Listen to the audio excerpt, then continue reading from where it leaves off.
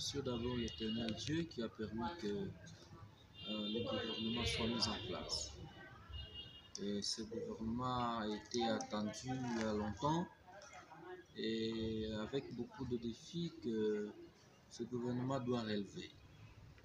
Notamment une mission la plus principale que le Nord Kivu peut confier à ce gouvernement, c'est de rétablir la paix et rien que la paix au Nord Kivu. Vous voyez que Goma, la vie semble ne pas être vivable. Aux alentours, beaucoup de camps de réfugiés, de déplacés s'il vous plaît.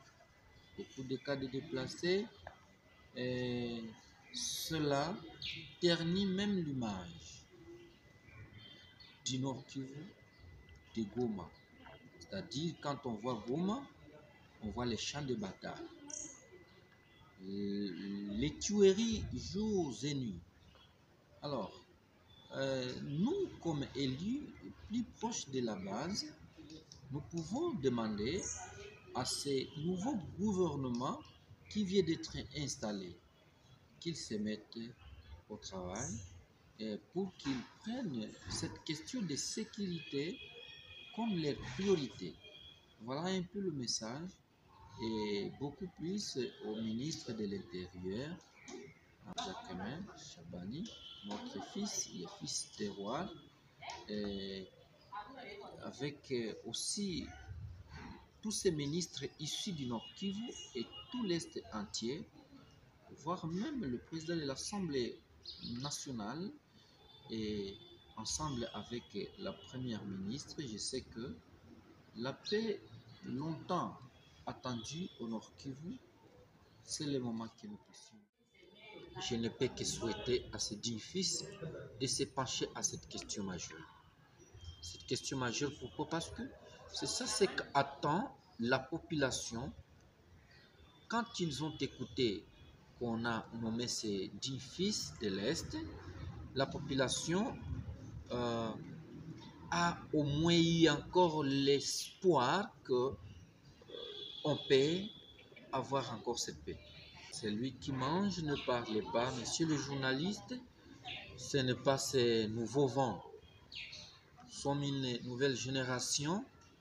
Je sais que les députés nationaux que nous avons, nos grands frères, je sais qu'ils vont se pencher à cette question de la paix. C'est une paix recherchée et c'est une priorité. Quoique le développement que l'on peut faire pour nous, sans cette paix, ce développement est nul. C'est-à-dire, pour nous au Nord Kivu, nous ne gérons que la paix. Et si vous voyez la population avec les scrutins, avec les scores qu'a eu le chef de l'État à Goma, dans ma ville, cela traduit que la population avait besoin de voir le chef de l'État leur amener cette paix. Une fois il est encore reconduit, il prendra cette priorité. Et je sais que le chef de l'État va s'y pencher. En nommant la première ministre à ce poste, il sait que cette dame pourra prendre la question de la paix comme priorité. Je commence par mes compatriotes qui sont dans les camps de déplacés, qu'ils prient d'abord le bon Dieu. Nous avons un bon Dieu. Nous avons aussi le président qui prend cette question avec beaucoup d'attention. Je sais que avec cette diplomatie, la question des tueries de la population, massacres chaque jour, cambriolage, et ainsi de suite. Bon, j'ai pu vous rassurer, monsieur le journaliste, oui, mais avec les plaidoyers que nous menons avec les autorités de l'état de siège, notamment avec le maire et les policiers ainsi que le gouverneur. En tout cas, cette question, nous en parlons chaque jour et je sais qu'ils sont en train vraiment de mettre les mécanismes en marche et vous voyez, il y a amélioration. En tout cas, je peux dire qu'il y a amélioration parce que depuis les semaines ou les mois passés, c'était des cas récurrents. Mais aujourd'hui, il y a vraiment amélioration. Monsieur les journalistes, la population, je sais que nous sommes là. Lorsqu'il y a des cas pareils, que la population nous appelle, nos électeurs nous appellent, nous allons voir Monsieur le maire, nous allons voir les autorités ayant en charge la sécurité pour qu'ils voient comment rétablir la paix. Parce qu'à Mugunga, ce cas était récurrent. Mais nous sommes allés voir Monsieur le maire et nous avons mis des mécanismes en marche.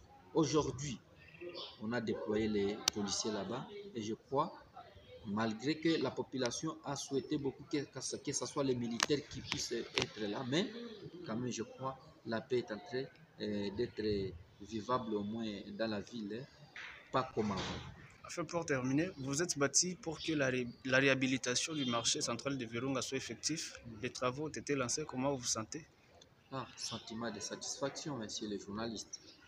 Et puis, en tout cas, pour cette société qui va se charger de la construction de ces marchés, nous leur demandons d'être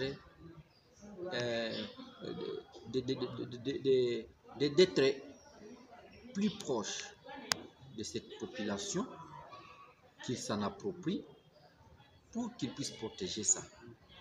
Parce que c'est un besoin de redorer, quoique la guerre, mais c'est un besoin de redorer l'image du développement dans la ville. Et ça, vraiment, ça nous encourageons, nous remercions beaucoup, monsieur le gouverneur, le général Tchimouami. En tout cas, ça, c'est son point fort. Les marchés, beaucoup de marchés, pas seulement Virunga.